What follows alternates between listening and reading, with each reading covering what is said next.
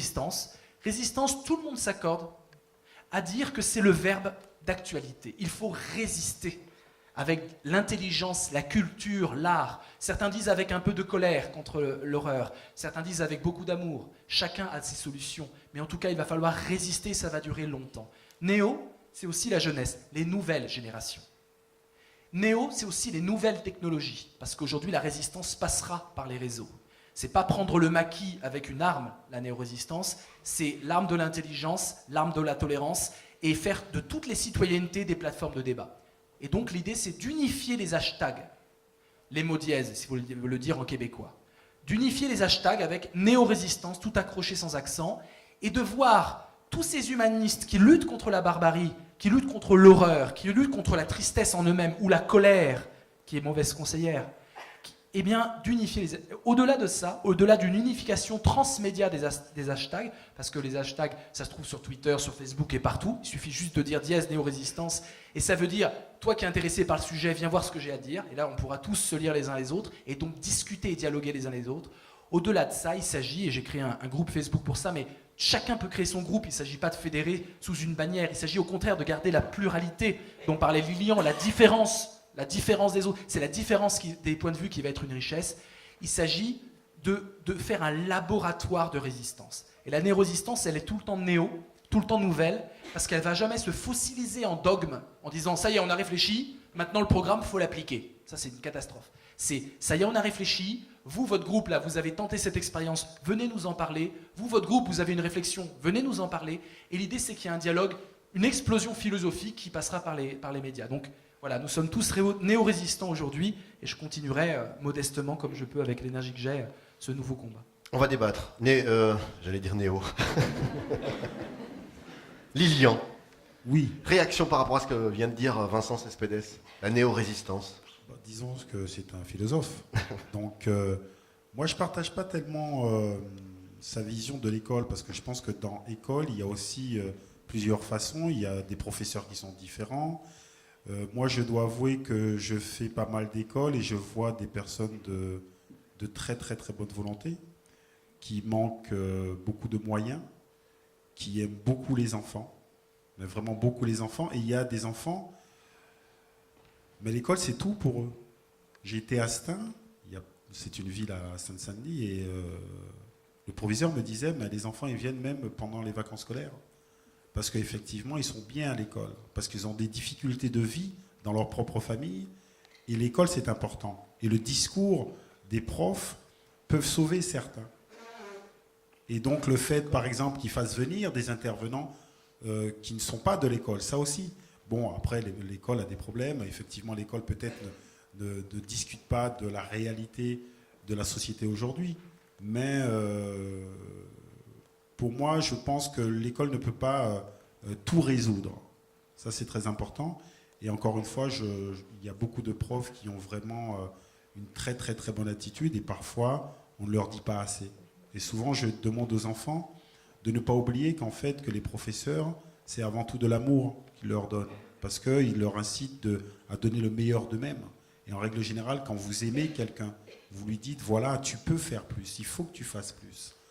Et donc, ouais, je pense que c'est important de dire aussi que l'école a un rôle extrêmement important dans la société. Voilà. Est-ce qu'en allégeant le programme, par exemple, de l'école, on facilite on parle et vous en parlez très bien d'ailleurs, Vincent, le système d'enseignement, c'est l'enseignement du système. Non, moi, j'ai rien contre l'école, au contraire, je m'alarme, parce que je pense que l'école... Et toutes les vocations magnifiques, j'étais moi-même professeur pendant 5 ans, volontairement dans des zones difficiles, volontairement. Donc évidemment, cette vocation de pédagogie, je la partage. Mais l'école, c'est trop important pour qu'on en fasse ce qu'on en fait aujourd'hui. Je ne parle pas des profs, moi je parle de l'institution, de la bureaucratisation, des demandes du système. Et les profs sont les premiers à souffrir de cette demande. Trie les élèves. Je me suis retrouvé avec des classes, il n'y avait que des Noirs et des Arabes, entre guillemets, c'est-à-dire des Français d'origine, des non-blancs. Des classes entières, parce qu'en philosophie, on les a en terminale, donc c'est-à-dire à la fin du processus de sélection, et on se retrouve avec des classes spéciales, voilà. Et donc, on s'aperçoit qu'il y a eu des sélections où le racisme est dans le système, il n'est pas du tout dans les profs, pas du tout, mais il est dans un système. Les profs se plaignent du programme. Ils sont écrasés par le devoir suivre le programme. Et donc, ils sont aussi... La concorde professorale, elle est très dure à établir dans les écoles. Je peux vous dire, j'étais en salle des profs, c'était un mouroir. C'était très dur. Alors, il y a toujours des profs qui sont sublimes, qui ont plein d'énergie et plein d'audace, etc. Mais le système écrase les audaces. La meilleure preuve, c'est que la plupart des très bons profs, en général, arrêtent, lâchent l'affaire. Parce que ce système qui consiste à dire, vous écoutez verticalement le prof qui parle, même si le prof est bon, ce système ne fonctionne plus avec la jeunesse d'aujourd'hui. Il y a un truc qui ne marche plus. Ce que l'école peut apprendre, écoutez, on est à l'heure d'Internet. Pourquoi on ne prendrait pas, c'est pas une idée, hein, c'est une provocation, pourquoi on ne prendrait pas les 10 plus grands profs de tous les temps, là, on fait un casting, Star Academy des profs, on prend le plus grand prof d'histoire géo de France, voilà, le plus passionné, le plus captivant, on le filme, on filme une année de programme, et puis on balance ça sur Internet. Pourquoi les élèves devraient se déplacer à l'école? Parce que, j'ai la solution, parce qu'on ne donne pas que de la connaissance à l'école. Alors Vincent, oui. je vous coupe 30 secondes parce qu'il y a une réflexion pertinente Oui. de Lilian qui dit qu'il y a des enfants qui n'ont pas Internet. Oui, en plus, bien sûr, bien sûr. Mais on pourrait inventer, on pourrait d'ailleurs leur fournir Internet. On pourrait dire, tu dois aller à l'école, bah tiens, on te met Internet gratuitement, les impôts servent à ça, parce qu'aujourd'hui, les cours seront sur Internet, voilà, plus besoin d'aller à l'école. Évidemment, c'est scandaleux ce que je dis. Mais comprenez d'où vient le scandale. Pourquoi? Parce qu'on pourrait avoir les meilleurs profs du monde, hein, pendant toute votre scolarité. C'est scandaleux parce qu'à l'école, on ne va pas chercher le contenu d'un cours, forcément. On cherche une relation humaine spécifique. Et quand tu parles d'amour, je suis tout à fait d'accord. Il y a de l'énergie qui se transmet dans l'acte éducatif, de l'énergie qui passe, de l'attention à l'autre, de la complicité. Et ces choses-là, énergie, allez, on peut dire même amour, amitié forte, relation d'échange, relation humaine, elles ne sont pas quantifiées, on ne sélectionne pas les profs pour ça, et on ne sait pas quoi en faire de tout ça. Et c'est pourtant ce qui fait qu'il n'y aura jamais de vidéoconférence de cours, et qu'on devra toujours avoir des profs en chair et en os, parce qu'il y a une magie pédagogique qui s'opère. Tout ça, c'est des choses qui ne sont pas pensées à l'école, et je pense que l'école est tellement importante pour refaire les citoyens de demain, c'est la renaissance de la République, la renaissance de la citoyenneté, que du coup on la traite mal l'école. C'est tout ce que je dis. On devrait inventer une école, et les jeunes pourraient participer, ils sont quand même super concernés là-dedans. Jamais on les consulte à l'école, très peu, dans le système même d'éducation. Donc là aussi, il faut ouvrir l'imagination et la créativité de la jeunesse pour qu'elle fasse des propositions pour améliorer l'école, hein, tout simplement. Comment est-ce qu'on passe justement, et je vous pose la question tous les deux, du discours, on entend souvent hein, autour de l'école, à l'action réelle sur le terrain? Comment est-ce qu'on l'active? Tout d'abord, il y a aussi un manque de moyens pour les actions. C'est-à-dire qu'il y a des lieux où il y a des enfants qui sont en grande difficulté, mais que des associations qui ont des très bonnes idées ne peuvent pas emmener les enfants. Par exemple, ceux qui sont en dehors de Paris, parfois ne peuvent même pas les visiter. Pour le changement, il faut du moyen. Ah oui, quand même, c'est le minimum. C'est-à-dire que vous pouvez avoir des très bonnes idées, mais aussi il y a le fait de dire aux enfants, voilà, tu te déplaces et ça, c'est pour toi. Toi aussi, tu as le droit à ça. Toi aussi, tu peux voir autre chose. Et encore une fois, j'étais dans cette école à Stein, mais c'est incroyable parce que ces enfants sont dans une école tout près de la cité et ils font la cité et l'école.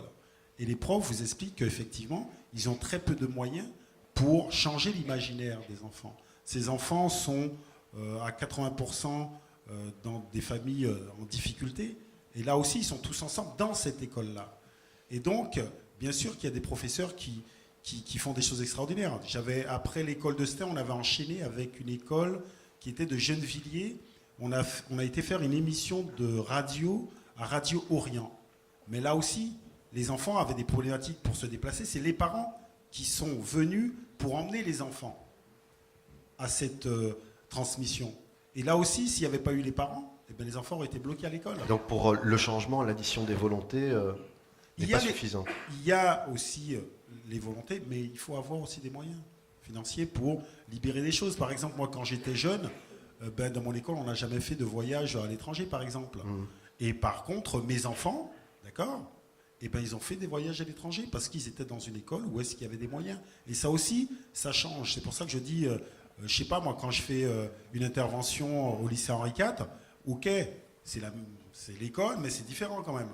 Et là, on voit même l'attitude des enfants, elle est différente aussi. Et donc, parce que déjà, il y a plus de moyens, et donc, je dirais qu'effectivement, il y a des choses à réfléchir pour améliorer. Mais il y a des personnes qui sont en grande difficulté et qui ont des idées extraordinaires, mais malheureusement, qui ne peuvent pas faire avec les enfants. On va réfléchir avec le public, justement. Le débat est ouvert. Vous avez la parole. Le micro va se promener. Si vous avez des questions, c'est le moment ou jamais. Bon, bien évidemment, partager. il faut que ce soit un jeune qui fasse la première. Ah oui, ça forcément. Sinon, ça va pas. Alors, un jeune. J'aime bien, il a de force. Il y a un jeune qui est là, regardez. Il est là, il tourne la tête. Alors, c'était comment à la Juventus?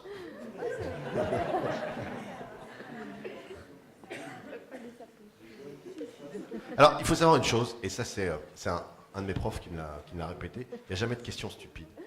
Même si à l'école, c'est les réponses. Même si à l'école on répète c'est une bête question, il n'y a jamais de bête question. Et il y a des jeunes qui ont envie d'en poser. Ne soyez pas timide, hein. Le plus difficile c'est la première. Je vous promets, après ça passe.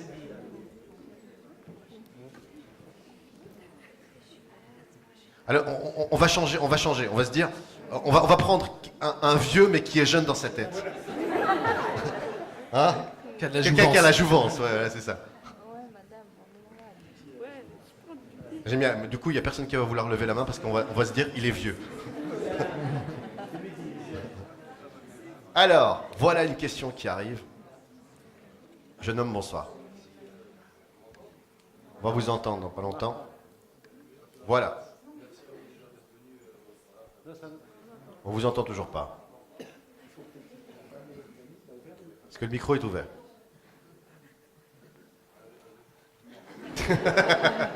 C'est dingue, on veut même pas donner la parole aux jeunes, c'est phénoménal ça.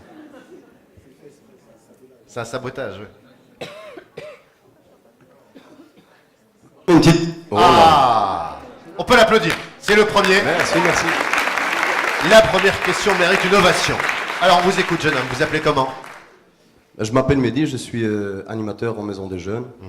Et justement, nous, le Vivre Ensemble, on y contribue tous les jours. Et donc voilà, on a parlé de l'école, mais bon, on n'a pas parlé de tout ce qui est autour de l'école, maison de jeunes, qui participe aussi au secteur associatif. Voilà, exactement, au secteur associatif, qui participe aussi à l'éducation, qui crée des projets, qui fait en sorte que les jeunes puissent investir à travers des différents projets de création, etc. Et donc voilà, on n'en parle pas assez, on lui donne pas non plus assez les moyens. Donc l'école, c'est vrai, mais il y a aussi des alternatives à l'école, parce que le jeune, quand il décroche à l'école, il doit pouvoir aussi se rattacher il doit pouvoir trouver d'autres repères que l'école, puisque M. Cespedes l'a bien expliqué. L'école, je suis tout à fait d'accord avec lui. Moi, j'estime qu'il y a un problème au niveau de l'école par rapport à la passion, etc. Il y a quelque chose qui manque à ce niveau-là. Et donc nous, je pense que en tant qu'acteurs sociaux, il y aurait peut-être des moyens à développer et des politiques de soutien.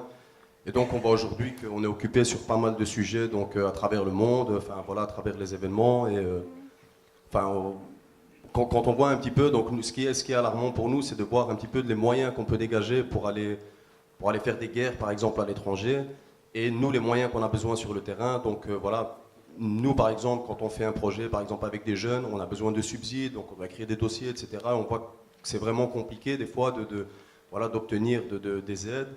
Et on peut voir aussi, d'un autre côté, donc le paradoxe, c'est qu'on peut débloquer des milliards pour aller faire des choses très loin qui nous dépassent et qui sont, avec lequel la jeunesse n'est pas d'accord.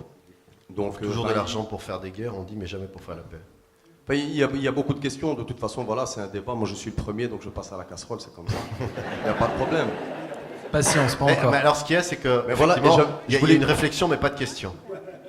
C'est une réflexion. En même temps, j'avais une petite question aussi par rapport à, pour Lilian. C'était, moi, j'ai beaucoup supporté l'équipe de France, en tout cas l'équipe de France 98. Ouais. Et je tenais à dire quelque chose, franchement, l'équipe de France, en tout cas en 98, a fait rêver beaucoup de jeunes et on avait beaucoup d'espérance à travers cette équipe.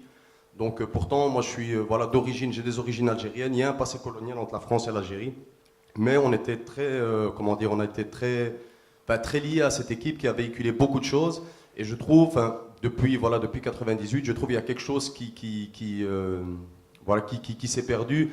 On ne retrouve pas en tout cas les mêmes valeurs aujourd'hui quand on regarde l'équipe de France, quand on regarde un petit peu la politique de la France. Je me souviens, en 98, il y a eu comment dire, il y avait eu la première guerre justement en Irak et la France qui s'était opposée justement à faire partie de cette coalition à l'époque. Et je pense qu'il y a vraiment un gros problème puisque là maintenant on a, voilà, Génération on parlait d'espoir, qui, on parlait d'espoir, mais voilà, nous en tout cas en tant que jeunes, et je ne sais pas Lilian ce qu'il peut dire par rapport à ça, mais moi je trouve qu'en tout cas il y a eu une régression, même au niveau de la pensée, même au niveau de la politique, voilà, au niveau international, et donc voilà un peu la réflexion que je fais par rapport à tout ça. Effectivement, les choses n'ont pas évolué dans le bon sens, que ce soit, je dirais, l'image de l'équipe de France, tout simplement. C'est-à-dire qu'aujourd'hui, peut-être que les joueurs n'ont pas conscience que le football peut être aussi politique. Effectivement, je pense quand même que l'équipe de France 98 a aidé la société française aussi à se regarder différemment. Si par exemple aujourd'hui je suis ici et le travail que je fais, d'ailleurs qui est soutenu par France 98, c'est parce que aussi j'ai gagné la Coupe du Monde. Et donc il y a eu des questionnements aussi après cette Coupe du Monde pour la place de ces Français qui ne sont pas vus comme Français parfois. Et donc je pense qu'il y a eu, comme vous dites, des jeunes gens qui ont aussi pris confiance en eux. Et ce qui dérange parfois en France, parce qu'on peut lire la situation en France de plusieurs façons. C'est-à-dire en France, il y a un moment de crispation, c'est parce qu'aussi il y a des personnes qui osent dire les choses ouvertement, qui osent critiquer aussi le gouvernement. Donc effectivement, il y a des personnes qui ne veulent pas écouter, qui ne veulent pas le changement.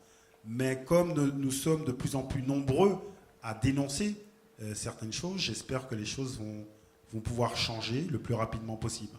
Mais de toute façon, avant changement, il y a toujours crispation. Ça, c'est une évidence. Parce que certains ne veulent pas partager les choses. Certains veulent rester dans une situation de supériorité.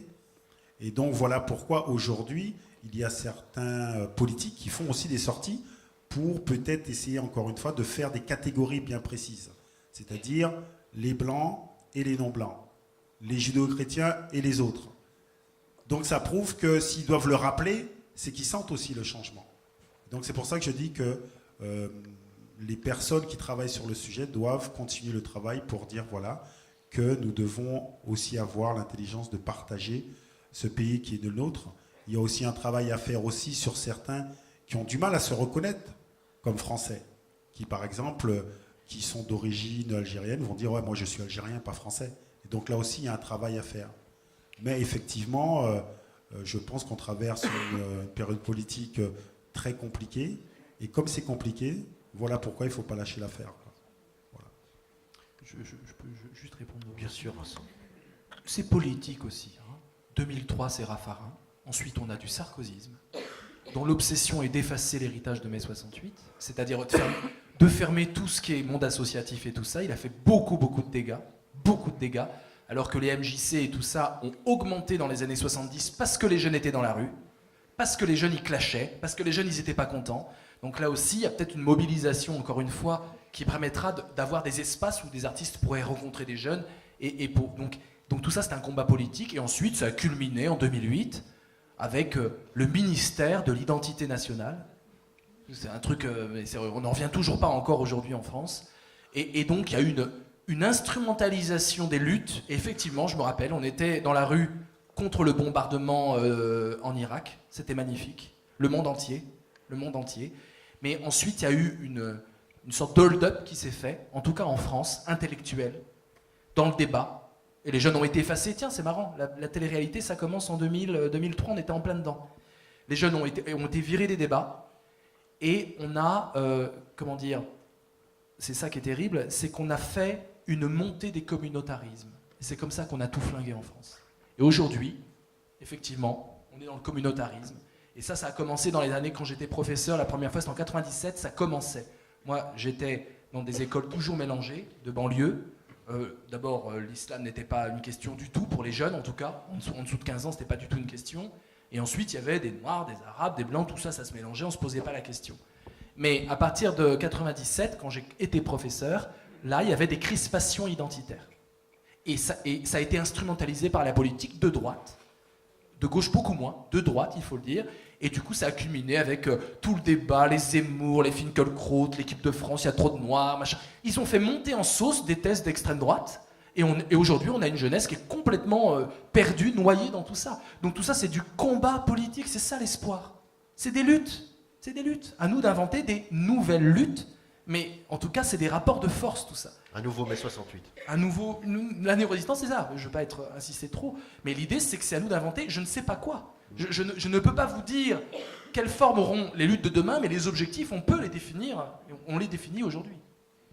Juste une dernière chose, en tout cas, nous, le vivre ensemble, on y travaille tous les jours, et pour rassurer tout le monde, ça marche très très bien entre les différentes communautés, entre les différentes religions. Donc c'est vrai qu'à la télé, on voit beaucoup de choses, mais en réalité, nous, sur le terrain, on ne comprend pas vraiment, parce que par rapport à ce qu'on voit, et même les jeunes, quand on leur pose des questions par rapport au contexte actuel et ce qui s'est passé, ils ont des réponses vraiment, il y a vraiment une réflexion, et alors ils ont du mal à...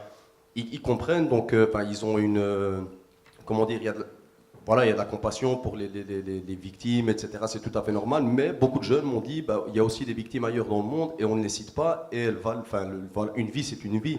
Donc voilà, des fois, on met vraiment en avance plus de choses que d'autres. Je pense que les jeunes, à l'heure actuelle, avec Facebook, etc., ils comprennent pas mal de choses, donc ils ont de la désinformation, ils ont aussi de l'information. Et je pense que Facebook leur permet aussi d'avoir un esprit critique, et ça nous aide beaucoup, en tout cas nous sur le terrain. Franchement, voilà, je n'ai pas de Facebook, mais je constate à travers les jeunes que, en tout cas, ils arrivent à se faire donc un esprit critique à travers ce moyen-là. Donc voilà, et peut-être aux acteurs de terrain, c'est de rendre justement ce vivre ensemble plus visible. D'organiser des débats, de présenter, faire des projections, montrer un petit peu ce qu'on fait au quotidien, justement pour rassurer un petit peu les gens, pour dire que ça existe et que, de vivre ensemble, c'est quelque chose d'évident. Vous l'avez mieux expliqué que moi, donc voilà, peut-être dire aussi aux collègues sur le terrain de faire plus de choses comme ça. Des jeunes qui se révoltent, Vincent, Lilian, des jeunes qui descendent dans la rue, des jeunes qui disent non. Des jeunes qui veulent changer, des jeunes qui veulent imaginer. Est-ce que c'est dangereux? Est-ce que ça fait peur? Ça fait peur, mais je pense qu'il n'y a pas que les jeunes qui font peur. À partir du moment où vous voulez changer les choses, vous n'acceptez pas, vous faites peur. Même si vous êtes un adulte. À partir du moment où je ne suis pas d'accord avec ce qui se dit, ben oui. Et d'ailleurs, en France, dans la presse, effectivement, c'est toujours les mêmes qu'on voit. Mais c'est toujours ceux qui doivent vendre le système et qui vont dans la direction du système. Et c'est pas un hasard, les Zemmour, les Finkielkraut. Et ça aussi, je pense qu'il ne faut pas être naïf. C'est ceux qui allument les mèches. Exactement. Oui, mais ils allument les mèches parce qu'on leur donne la parole. Il faudrait donner plus la parole aux jeunes. Et justement, vous avez la parole. Saisissez le micro. Et il y a une question. Pour ma part, moi je me souviens d'un match France-Algérie. Ah oui. Oui, où des jeunes issus de l'immigration envahissent le terrain. Le seul joueur qui arrive à réagir, c'est Lilian Thuram. Il réagit avec véhémence et virulence en disant que les jeunes sont en train de conditionner tout ce qu'on pense d'eux. Je me souviens très bien, et ça passe encore sur YouTube actuellement. Quelle était votre réaction le soir du 13 novembre quand vous avez entendu qu'à nouveau, c'était des jeunes issus de l'immigration qui y avaient commis ces horreurs? Tout d'abord, ce n'est pas des jeunes issus de l'immigration, c'est des jeunes Français qui étaient rentrés sur le terrain. Donc, parce qu'à un moment donné, il va falloir arrêter de dire que ces jeunes sont issus de l'immigration, c'est-à-dire souvent on dit qu'ils sont de première, deuxième, troisième, quatrième génération, et moi je dis souvent, ce sont des jeunes Français qui sont rentrés sur le terrain. Et il faut se poser la question, pourquoi ça s'est passé contre l'Algérie à ce moment-là? D'accord? Après, pour ce qui s'est passé en France, c'est effectivement, là aussi, réfléchir. Pourquoi des jeunes Français, des jeunes Belges, peuvent se retourner contre la France ou contre la Belgique? Et il se retourne au nom de quoi? D'accord? Parce que l'idée, le discours de Daesh est assez simple. C'est-à-dire, il faut qu'il y ait nous d'un côté et eux de l'autre côté. Nous, musulmans, et les autres. Daesh, qu'est-ce que c'est de faire? Essayer de créer une fracture dans les sociétés. Mais combien de personnes en France font exactement le même travail? En expliquant à ces jeunes, attendez, écoutez-moi bien, vous n'êtes pas légitime en France. Vous n'êtes pas français. Vous êtes que musulman. Point barre. Et donc c'est pour ça que je dis qu'il va falloir changer de discours. Parce qu'effectivement, si vous délégitimez certaines personnes, dans le lot, il va toujours avoir certaines personnes qui sont assez faibles pour être conditionnées au pire. Mais on les conditionne au pire parce que déjà dans notre société, peut-être, ils se sentent pas légitimes et pas aimés. Je prends l'exemple encore une fois de Morano. Ce qu'elle dit, mais c'est d'une violence. Une violence extrême que parfois les gens ne comprennent même pas. C'est-à-dire, voilà une personne qui fait une émission non en direct, qui explique que la France est de race blanche et de religion judéo-chrétienne. On accepte de laisser passer ce moment-là. Après coup, on la réinvite sur d'autres émissions de télé ou de radio. Et cette personne est en train de simplement d'expliquer que si vous êtes de couleur non blanche, vous êtes illégitime en France. Si vous êtes autre que religion judéo-chrétienne, vous êtes illégitime en France. Et donc, tout cela, ce n'est que du mépris renvoyé à certaines personnes. Et moi qui ai 2 enfants de couleur marron foncé, d'accord, c'est du mépris qu'on leur envoie. Et je pense qu'à un moment donné, il faut qu'on puisse réfléchir. Pourquoi ces personnes prennent la responsabilité de mépriser ces gens-là? Et donc je leur dis, voilà, arrêtons ce discours. Arrêtons ce discours parce que vous allez effectivement construire des personnes qui vont avoir une certaine haine de la France. Et si, après coup, on arrive à les manipuler, on peut arriver à la catastrophe. Donc voilà. Et après, il y a un autre discours aussi qui me fait très peur. C'est-à-dire qu'il y a des personnes en France qui demandent aux personnes de religion musulmane de se désolidariser avec ce qui vient de se passer. Mais vous imaginez la violence du discours? C'est comme si, je ne sais pas, moi, il y a, je ne sais pas, moi, le patron de Volkswagen qui a quoi, comment on pourrait dire ça, pourri l'air où on vit, d'accord? C'est-à-dire qu'il nous, presque, on est tous dans une salle et les mecs, ils s'amusent à polluer l'air.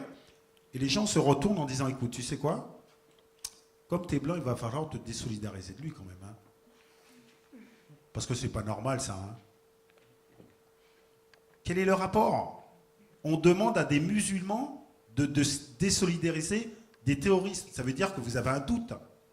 Et c'est ça le vrai problème. C'est ça le vrai problème. C'est-à-dire qu'à un moment donné, il y a des personnes, effectivement, qui sont différents, peu importe leur religion, leur couleur de peau. Et dans toutes les étiquettes en question, eh bien, il y a des gens qui sont négatifs. Et donc, il faut s'arrêter à faire en sorte de mettre hors état de nuire les personnes qui sont dangereuses pour notre société. Voilà. Le danger de l'étiquette, l'importance des mots. Une autre question, oui Vincent. Juste un prolongement, parce que petit point de désaccord cordial. Cordial, mais désaccord, parce que j'entends ce discours-là, il est dans les réseaux, mais je mets un doute à ce discours-là. En Tunisie, c'est un pays qui n'est pas colonialiste, c'est un pays où il n'y a que des Arabes, et il y a des Arabes qui tuent d'autres Arabes. Et c'est pas au nom de « je hais la Tunisie en tant que Tunisie, ex-puissance coloniale, etc. » Boko Haram, c'est des Noirs qui tuent des Noirs. Il n'y a pas des trucs colonialistes, etc. Donc il faut faire attention aussi à ne pas tout ramener au ressentiment colonial. Ça devient un réflexe qui fait le jeu, à mon avis, aussi, qu'on le veuille ou non, hein, mais du communautarisme aussi.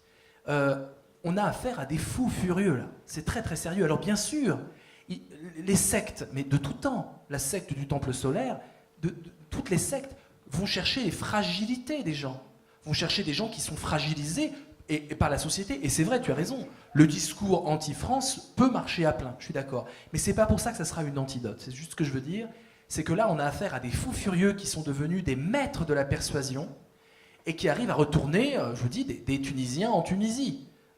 Donc, il faut faire attention que ce n'est pas forcément quelque chose...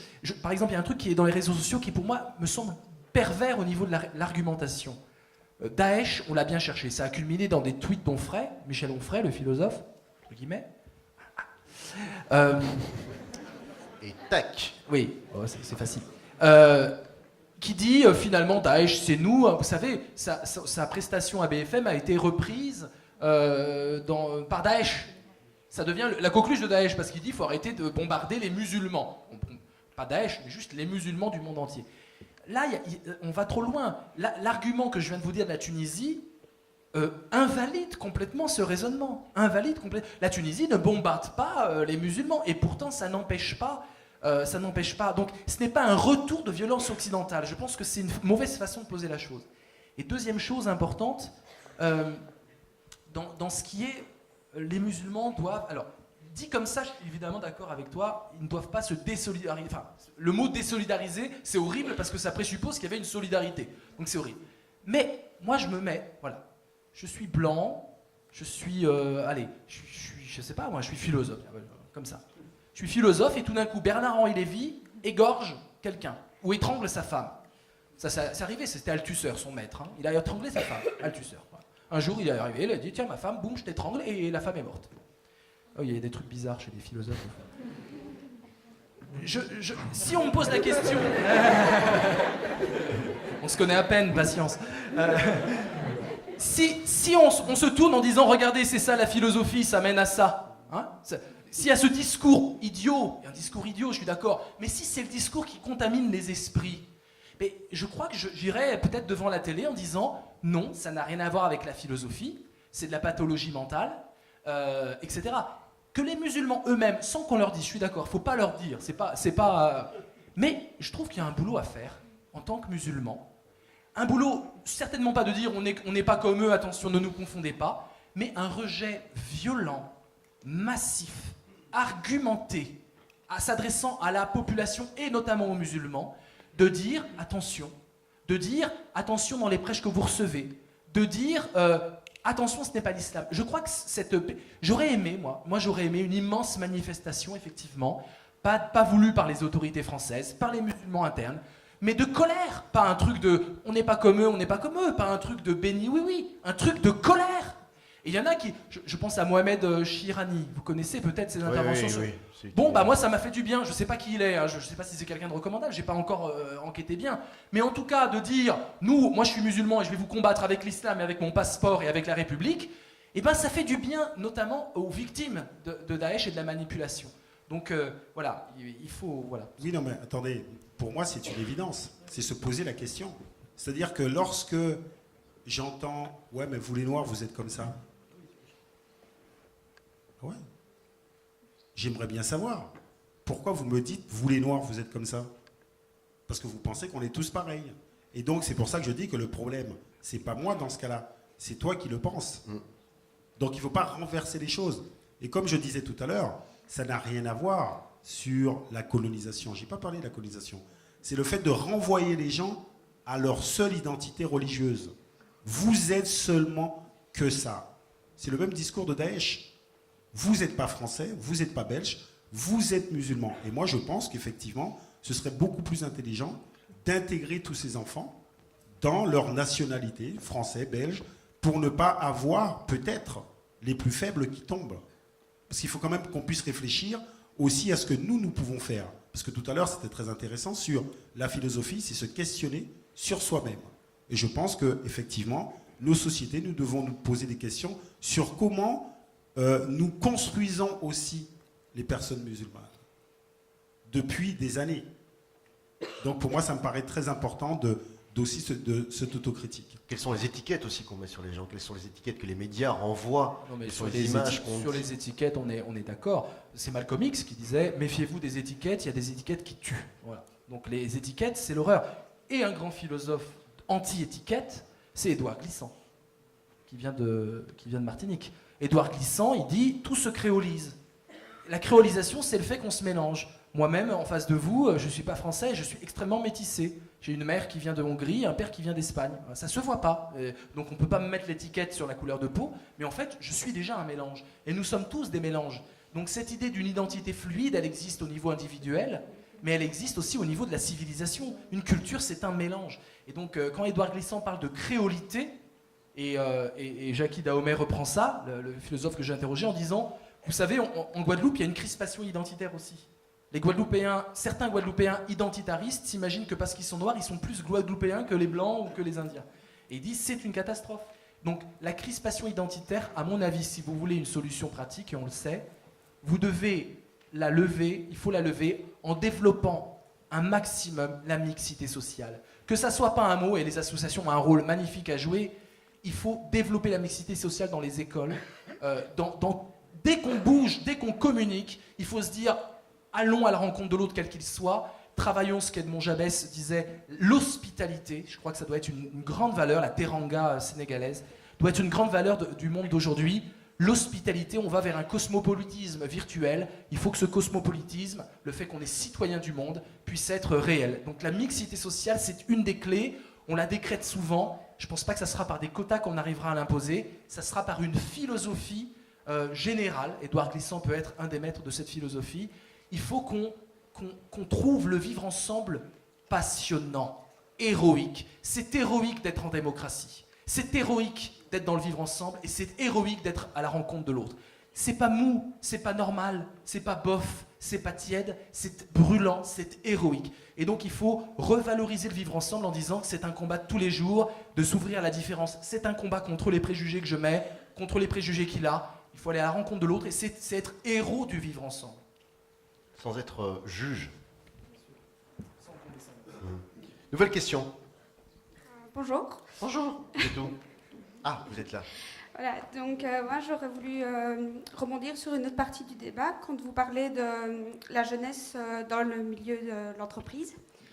En quelques mots, donc j'ai fait bac plus 5 et en fait moi j'étais très passionnée par ce que j'ai fait et la flamme elle s'est vraiment ouverte quand j'étais à l'école et c'est vraiment là que j'ai découvert ma vocation. Et en fait ma flamme elle s'est éteinte quand je suis arrivée sur le monde du travail où on n'est pas du tout adapté en tant que jeune à rentrer sur le marché du travail, à vraiment travailler en entreprise, où on nous demande généralement, quand on regarde les offres d'emploi, on nous demande souvent d'avoir justement un diplôme universitaire, ou du moins haute école, d'avoir minimum 5 à 10 ans d'expérience, et surtout d'être jeune, d'avoir 25-30 ans. Et si vous faites un rapide calcul, vous avez fini vos études à 5 ans, ce qui est quand même relativement difficile. Donc voilà, en tant que jeune, on a bon vouloir se montrer qu'on peut faire la différence, qu'on a des nouvelles idées, mais généralement, on se heurte face à l'épreuve du CV, ou même sur un CV, en quelques lignes, il est quand même difficile de montrer qu'on peut faire la différence au sein d'une entreprise. Et quand on a difficile d'aller après à l'étape de l'entretien d'embauche, voilà, j'ai mis 8 mois pour trouver mon premier emploi, et encore je n'ai pas trouvé en Belgique. Et j'ai envoyé plus de 400 CV pour trouver mon premier emploi. Donc voilà, j'aurais voulu savoir quel était votre conseil face à cette jeunesse qui a envie de se montrer, qui a envie de se bouger pour trouver son emploi, trouver sa vocation, mais qui se heurte face à une société qui n'est vraiment pas adaptée, notamment au niveau de l'entreprise. Si on parlait d'imagination. Alors l'entreprise, je circule beaucoup en entreprise. L'entreprise, on ne sait plus de quoi on parle quand on dit entreprise. Il y a entreprise horrible, grand groupe multinational qui écrase les gens, qui broie les... Voilà, ça c'est horrible. Et puis il y a entreprise, magnifique aventure collective, magnifique travail ensemble, où les patrons parfois, c'est des petites PME, se serrent la ceinture pour ne pas perdre leurs ouvriers, leurs salariés, etc. Donc il faut savoir de quoi on parle quand on parle d'entreprise. Moi je ne suis pas du tout contre l'entreprise. Et je pense que le 21e siècle, ce sera une explosion de l'entreprise populaire. Et je pense qu'à la rigueur, les jeunes, moi je vous incite, si vous sentez un peu la fibre entrepreneuriale, d'entreprendre. Avec d'autres façons, je ne vous demande pas d'être un capitaliste financiarisé, non, des coopératives, des moyens alternatifs, de l'économie alternative, de l'entreprise sociale. Je réfléchissais à ce que vous avez dit sur les associations. je me demande si ce ne serait pas une entreprise qu'il faudrait faire. Si on vous refuse les financements, je me demande s'il ne faudrait pas faire de l'entrepreneuriat social. Vous avez peut-être la fibre et vous pouvez peut-être aider. Tout dépend de ce qu'on fait, des bénéfices. Tout dépend de ce qu'on fait, de ce que c'est entreprendre. Mais véritablement, je pense que effectivement, ce que vous dites là, c'est un CQFD à ce que je dis sur les jeunes. On ne veut pas les faire entrer, on veut les assécher, on refuse leur créativité. Donc je pense que là aussi, il y a de la révolte, il y a de la résistance à mettre en place, il y a du débat. Ne pleurez pas toute seule sur Facebook sur les 400 CV. Faites-en un article, allez dans la rue, discutez. Je suis sûr que dans la salle, il y en a qui... Fédérez-vous. Comment ? Qui nous a déjà entendu, vu qu'ils ont lancé des pistes de réflexion, mais qui ont seulement, entre guillemets, c'est de la poudre aux yeux. Les contrats premier emploi, ça aurait à s'appeler même. Donc, si la politique n'écoute pas, inventez d'autres moyens de résistance. Là, ce que je vous dis, moi, peut-être qu'il y aura des réponses plus précises, mais moi, ce que je vous dis, c'est que vous devez inventer le nouveau monde dont on a besoin. Je ne l'ai pas, je pense que personne ne l'a. On parlait d'imagination. Voilà, donc vous devez inventer des moyens de résistance, des moyens de proposition, des think tanks, des façons de réfléchir ensemble. Vous devez être créatif, ne lâchez pas l'affaire parce que si vous avez galéré, votre sœur va galérer et votre enfant plus tard va galérer aussi. Donc résistance là aussi. Je vais juste partager, moi, avec vous, avec toi, on va se tutoyer, cette même aventure du fait d'envoyer des CV. Et l'originalité, la créativité, et Vincent en parlait, ça reste quand même le moteur de la jeunesse. Si on n'ose pas, il le dit bien, hein, oser la jeunesse, on en a parlé depuis tout à l'heure, faire les choses. Moi, quand j'étais gamin, je voulais faire ce métier, j'adorais ce métier, et je me souviendrai toujours que j'avais eu comme idée à l'époque, je bossais pour Énergie, d'envoyer à Étienne Moujotte un CV, mais placardé sur une porte. Mais une vraie porte. Et je pense que, voilà, pour rejoindre Vincent, pour rejoindre Lilian, oser la jeunesse, c'est être créatif, c'est ouvrir des portes, c'est les enfoncer, c'est aller là où on ne vous attend pas, c'est être présent sur le terrain, que ce soit au niveau des acteurs associatifs. C'est, comme mon père m'a souvent répété, ne pas rêver sa vie, mais vivre ses rêves. Donc, la jeunesse, elle est là. C'est vous qui faites... le monde de demain, alors on pourrait se dire que c'est un discours tout fait, on peut dire que c'est compliqué, mais ça devient moins compliqué quand on est ensemble. Donc cette jeunesse, demain, aujourd'hui, ce soir, il faut qu'elle se mette en branle, il faut qu'elle se pose des questions pour créer un avenir pour nos enfants, pour vous, pour que justement cette aventure de CV, pour que justement cette aventure de fonds, de moyens au niveau des secteurs associatifs, on ne se les pose plus. Pour que justement, on arrête de mettre des étiquettes sur la jeunesse, sur la couleur de peau, sur les origines, sur l'individu, sur l'intime. Parce qu'on reste avant tout des êtres humains, et c'est ce qu'on oublie souvent. Donc ouvrons-nous un petit peu, réunissons-nous, réinventons, imaginons, innovons, et comme le disait Vincent, néo-résistons. Voilà, je pense qu'il y a encore énormément de questions, et on va devoir, et on me fait signe qu'on va devoir arrêter, c'est bien ça? Oui, on va devoir arrêter. Oh. Là, tout le monde doit faire « Oh ». On est tous néo-résistants. Est-ce que vous êtes d'accord? Alors ça, c'est de la petite néo-résistance. On va la refaire. On va la refaire. Je veux avoir un vrai oui au niveau des tripes. Je repose la question. Est-ce que vous êtes néo-résistants? Voilà, et ça commence aujourd'hui. Merci à nos intervenants, merci à Vincent Cespedes, merci à Lilian Thuram, merci à vous de vous être déplacés. Et je vous invite à lire Oser la jeunesse aux éditions Flammarion. Je vous invite également à vous procurer Ceci n'est pas une crise, juste ici à l'entrée pour justement que l'aventure se poursuive et que la réflexion continue.